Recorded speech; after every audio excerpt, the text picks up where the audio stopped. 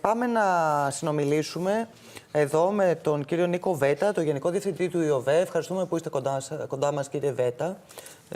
Καλό μεσημέρι. Καλησπέρα, καλώς ήρθατε. Και αυτό, όπως καταλαβαίνετε, εδώ στα εσωτερικά τα δικά μας, αυτό που απασχολεί τους πολίτες είναι πόσο θωρακισμένη είναι η ελληνική οικονομία και πόσο η ανησυχία αυτή μπορεί και εσείς οι ειδικοί μπορείτε να την κατεβάσετε λίγο, γιατί εδώ βλέπουμε ήδη και το συζητούσαμε και χθες, ήδη για παράδειγμα η τιμή της βενζίνης έχει πάρει την ανίουσα.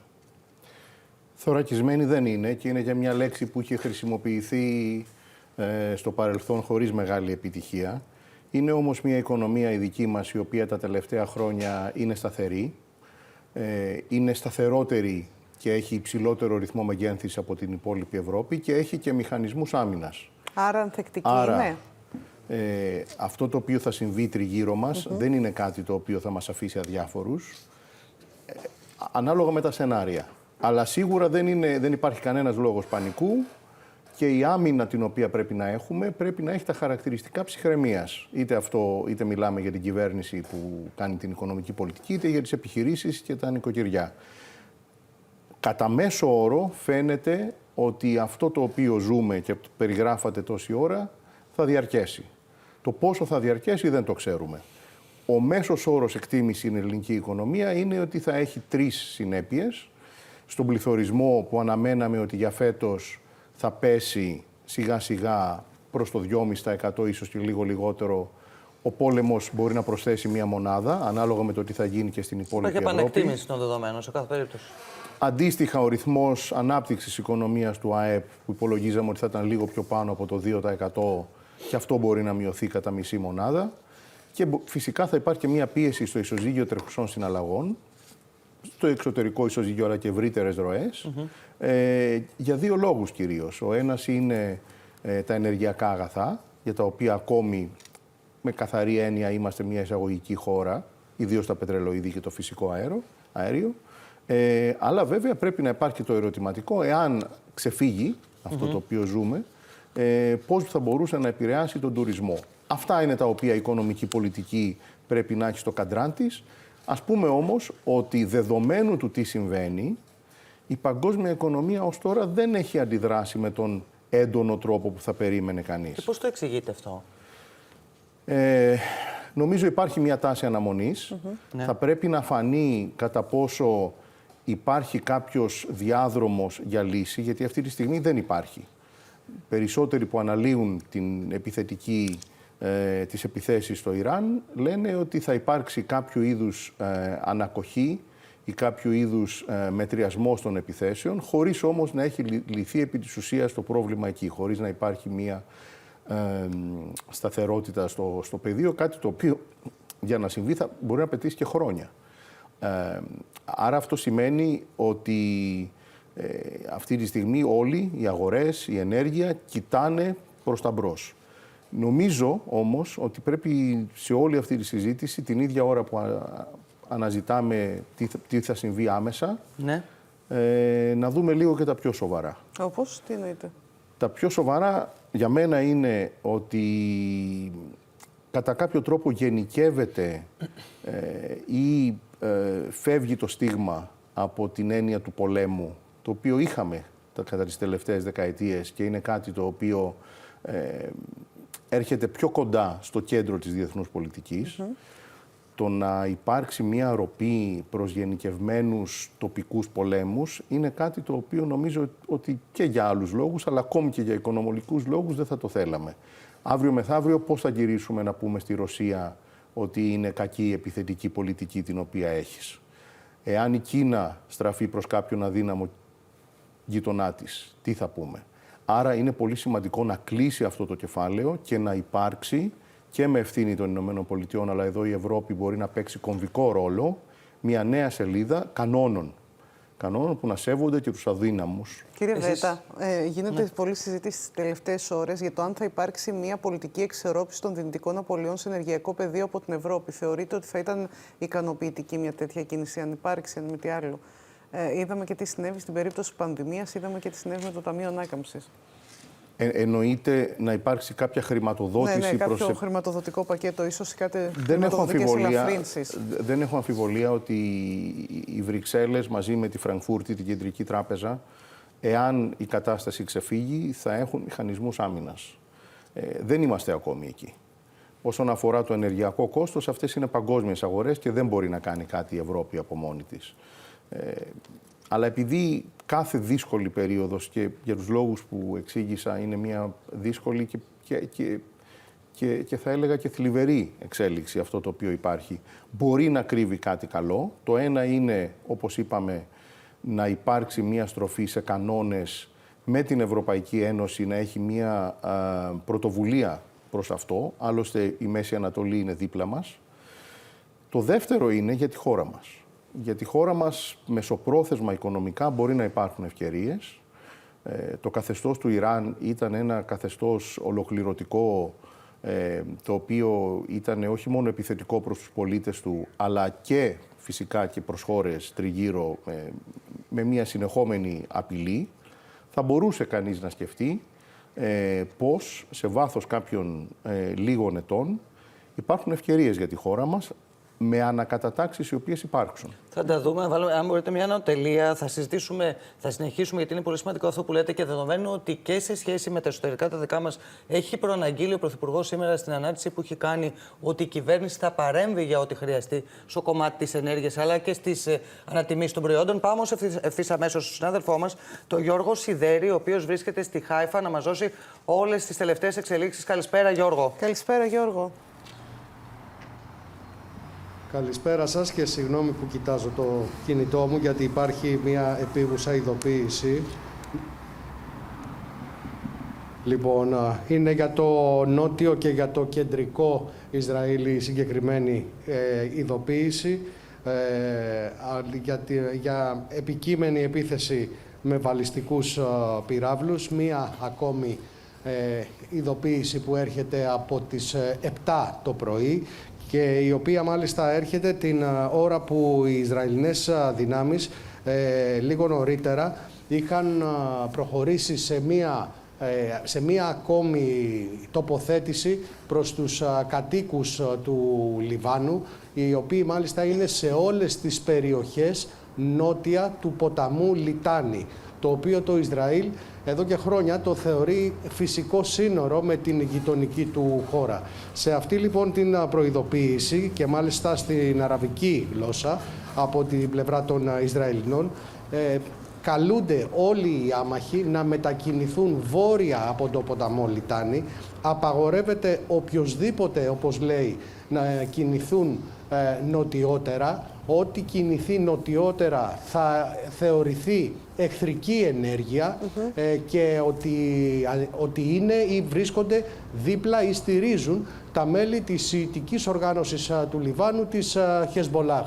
Και αυτό το κάνει το Ισραήλ, από ό,τι λένε εδώ οι Ισραηλινές δυνάμεις, ύστερα από το μπαράζ με ρουκέτες και με ντρόουν καμικάζι που εξαπολύθηκε από χθες το βράδυ από την Χεσμπολάχ, και η οποία μάλιστα επίθεση συνδυάστηκε με επίθεση του Ιράν με βαλιστικούς πυράβλους στο βόρειο κομμάτι της Ισραηλινής επικράτειας. Είναι μια εξέλιξη η οποία είναι αυτό που λέμε της τελευταίας στιγμής, και την στιγμή μάλιστα που οι αεροπορικές επιδρομές συνεχίζονται τόσο στο Λίβανο όσο και στο Ιράν. Αυτό το οποίο είδαμε από νωρίς το πρωί είναι ότι στοχοποιήθηκαν από την πλευρά των Ισραηλινών εργοστάσια τα οποία κατασκευάζουν κεφαλές για τους βαλιστικούς πυράβλους, και μάλιστα και κάποια από τα εναπομείναντα αεροσκάφη της Ιρανικής αεροπορίας. Καταστράφηκαν γύρω στα 14 F-14 παλαιά αεροσκάφη, θρυλικά θα λέγαμε για την εποχή της δεκαετίας του 80 αεροσκάφη, τα οποία ήταν σε συγκεκριμένα shelter κρυμμένα, αλλά οι Ισραηλινές δυνάμεις μέσα από την χαρτογράφηση της περιοχής που κάνει εντόπισε σε ποια σημεία ήταν τα συγκεκριμένα αεροσκάφη και τα έπληξε με ακρίβεια. Από εκεί και έπειτα, στο βόρειο κομμάτι, στον Λίβανο, συνεχίζονται οι αεροπορικές επιδρομές, σε συνδυασμό βεβαίως με την εισβολή των χερσαίων δυνάμεων, η οποία πρέπει να σας πω ότι έχει ξεκινήσει ουσιαστικά από το βορειοανατολικό τμήμα των συνόρων, από την περιοχή δηλαδή που είναι η Μετούλα, κοντά στη Συρία, από εκείνο το κομμάτι των συνόρων με το Λίβανο. Σε όλη την υπόλοιπη σύνοριογραμμή φαίνεται ότι υπάρχει μια στασιμότητα των δυνάμεων του Ισραήλ. Περιμένουν να δουν τι είδους εντολές θα λάβουν από το επιτελείο κεντρικά, τι είδους εντολές θα λάβει και το επιτελείο από την κυβέρνηση για τον τρόπο με τον οποίο θα προχωρήσουν οι χερσαίες δυνάμεις εντός του λιβανικού εδάφους. Γιατί εκείνο το οποίο δεν έχει ξεκινήσει μέχρι στιγμής τουλάχιστον είναι αυτό το οποίο λέγαμε τις προηγούμενες ημέρες, δεν έχει επιχειρηθεί κάποια προσπάθεια νέας οριοθέτησης ή δεν έχουν φανεί τα σημάδια αυτής της νέας προσπάθειας που έχει ξεκινήσει με την εισβολή των χερσαίων δυνάμεων του Ισραήλ στο νότιο Λίβανο. Πάντως η ανακοίνωση αυτή από τους Ισραηλινούς προς τους κατοίκους του Λιβάνου, που είναι νότια του ποταμού Λιτάνη, καταδεικνύει κάτι σημαντικό, ότι ετοιμάζεται μια διευρυμένη χερσαία επιχείρηση σε συνδυασμό με τις αεροπορικές δυνάμεις, οι οποίες πλήττουν στόχους τόσο στα περίχωρα της πρωτεύουσας του Λιβάνου, όσο και νοτιότερα, εκεί δηλαδή που δραστηριοποιείται ιδιαίτερα η σιητική οργάνωση της γειτονικής χώρας του Ισραήλ. Ευχαριστούμε πολύ, Γιώργο, για το πληρέστατο, όπως πάντα, ρεπορτάζ. Καλή δύναμη και μεγάλη προσοχή.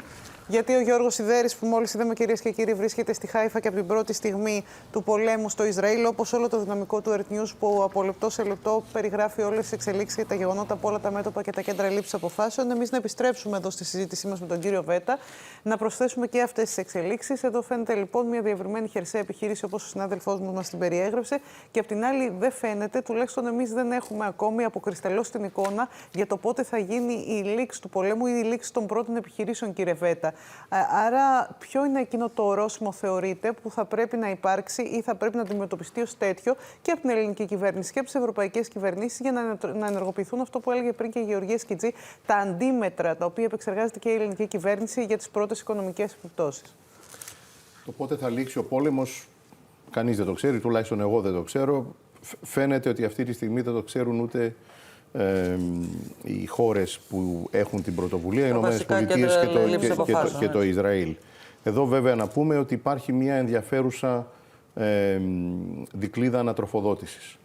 Εάν ο πόλεμος διαρκέσει και έχει σοβαρές οικονομικές επιπτώσεις, σε αντίθεση με αυτό που λέγαμε ότι φάνηκε την πρώτη εβδομάδα, εάν από τη δεύτερη-τρίτη εβδομάδα φανεί ότι τα πράγματα φεύγουν εκτός ελέγχου και ότι δεν υπάρχει μια διέξοδος η οποία θα αμβλύνει και τις οικονομικές επιπτώσεις, αυτό θα έχει πολύ σημαντικές συνέπειες και στο εσωτερικό των ΗΠΑ.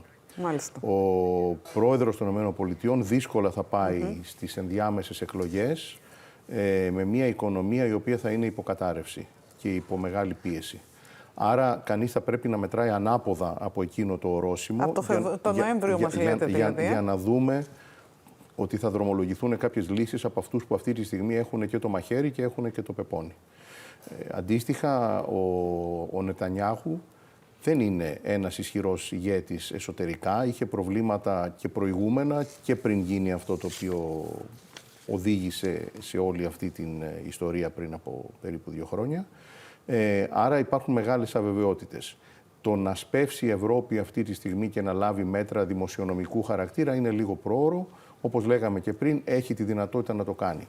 Αλλά νομίζω έχει σημασία να έρθουμε σε αυτό το οποίο κουβεντιάζαμε πριν και είναι πολύ σημαντικό για την χώρα μας να όχι απλώς να προετοιμάζεται για αυτό, αλλά και να προετοιμάζει. Ότι μπορεί να έχουμε μια νέα σελίδα στην ευρύτερη περιοχή μας, εάν τελικά ευοδοθεί το πλάνο το οποίο αυτή τη στιγμή είναι για ένα περισσότερο αδύναμο ή τέλος πάντων περιορισμένο Ιράν.